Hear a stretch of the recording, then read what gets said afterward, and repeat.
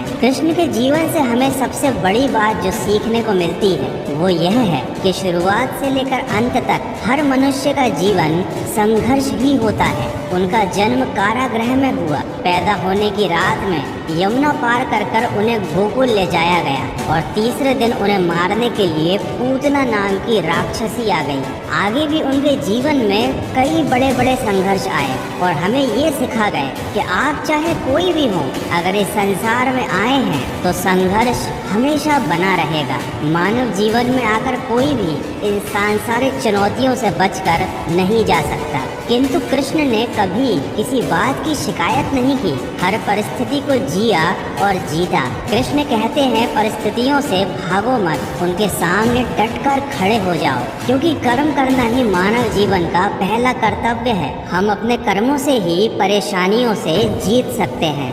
ये बात तो सभी जानते हैं कि कृष्ण के मामा कंस उन्हें बार बार मारना चाहते थे, लेकिन कृष्ण हमेशा शांत रहते थे और समय आने पर उन्होंने कंस के प्रहार का मुंह तोड़ जवाब भी दिया। इससे हमें यह सीख मिलती है कि कभी कभी हमारे अपने भी हमारी जान के दुश्मन बन जाते हैं, लेकिन हमें अपना दिमाग शांत रखना चाहिए और सही समय आने पर हमारा बुरा चाहने वालों को हमें सही जवाब भी देना चाहिए। इसी के साथ हमेशा श्री कृष्ण साधारण जीवन जीते थे। गोकुल के राजघराने में परवरिश होने के बावजूद भी वह अन्य सामान्य बालकों के साथ रहते थे, खेलते और घूमते थे। उन्होंने कभी भी अपने राजघराने का घमंड नहीं किया। इस बात से हम ये सीख सकते हैं कि चाहे आपके पास कितनी ही धन दौलत हो, आप कितने ही अमीर क्यों ना हो, लेकिन आपको हमेशा जमीन से जुड़ा हुआ रहना चाहिए। श्री कृष्ण ने हर बुरे समय में अपने विवेक से काम लिया। उन्होंने हर विपरीत परिस्थिति का डटकर मुकाबला किया और हम सबको कभी भी हार ना मानने का संदेश दिया। उनके जीवन से हम यह सीख सकते हैं कि हमें हमेशा आखिर तक प्रयास करते रहना चाहिए, भले ही परिणाम हमारे पक्ष में हो या ना हो। कृष्ण और सुदामा की दोस्ती के बारे में कौन नहीं जानता। हो सकता है कि आज के ज़माने में दोस्ती का अर्थ केवल अपना मतलब निकालना रह गया है। कोई किसी का बुरे वक्त में साथ नहीं देता, लेकिन कृष्ण हमें सिखाते हैं कि जिस तरह उन्होंने अपने मित्र सुदामा का और अर्जुन का हमेशा साथ दिया, आपको भी अपने दोस्तों का हमेशा बुरे वक्त में साथ जरूर देना चाहिए। श्री कृष्ण के जीवन से हमें एक बड़ी सीख मिलती है कि पालने वाला भी जन्म देने वाले के बराबर दर्जा रखता है। हालांकि श्री कृष्ण को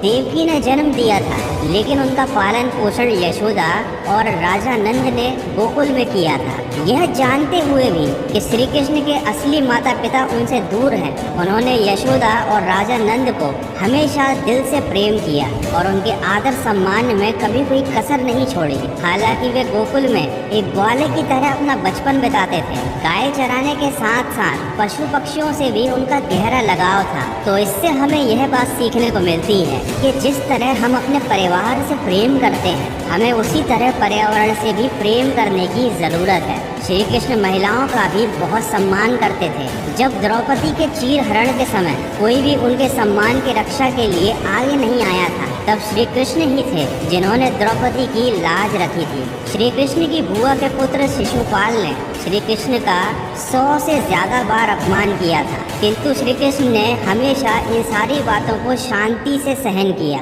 उन्होंने दुर्योधन द्वारा किए गए अपमान को भी सह लिया और हमको यह सिखाया कि कभी भी क्रोध में आकर कोई निर्णय नहीं लेना चाहिए, हमेशा खुद को शांत रखना चाहिए। दोस्तों, बचपन से ही श्री कृष्ण की लीलाएं और उनकी कथाएं माता पिता अपने बच्चों को इसलिए सुनाते थे ताकि बच्चे बचपन से ही श्री कृष्ण को अपना आदर्श माने और उनके जीवन से मिली हुई सीखों को देखकर वे भी अपना जीवन अच्छे से व्यतीत करें। किंतु आज के समय में जीवन के मायने काफी बदल गए हैं। चाहे श्री कृष्ण का जीवन हो, चाहे श्री राम का जीवन हो, यह आज के ज़माने की जनरेशन के लिए केवल कहानियाँ बनकर रह गई हैं।